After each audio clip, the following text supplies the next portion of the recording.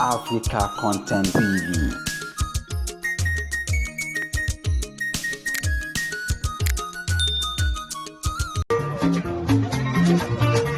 Bọ́bá ní ẹ̀ má náwó lójú àgbo, kọ́rẹ́ǹsì Nàìjíríà kò ní ẹ̀ má ná. Eléyìí, wọ́n ṣe fojú àgbo ni.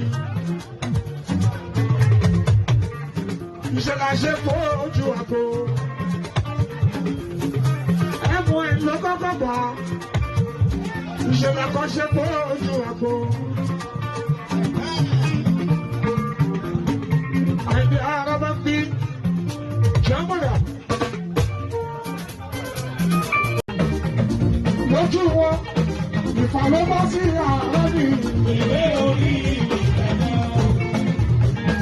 Ẹ má sọlẹ̀ ẹ̀ máa sọ ọ̀tà ìwé orí ìgbẹ̀dọ̀.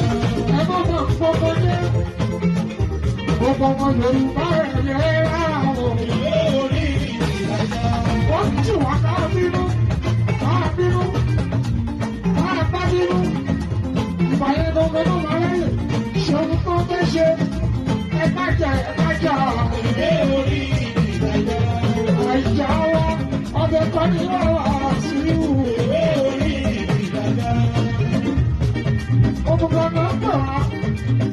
Ọmọ mi máa ń fọ́ mẹ́nu bí wa. Àìjà.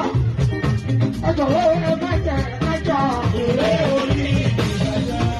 Gbogbo ẹ̀yin ọmọ kéékèèké ẹ̀yin yúùtì. Ọ̀rọ̀ yìí ó kọjá ní Adébáyọ̀ sórí títì ká fẹ́ sọ báyà. Ẹ má ṣe ìgbé ẹja.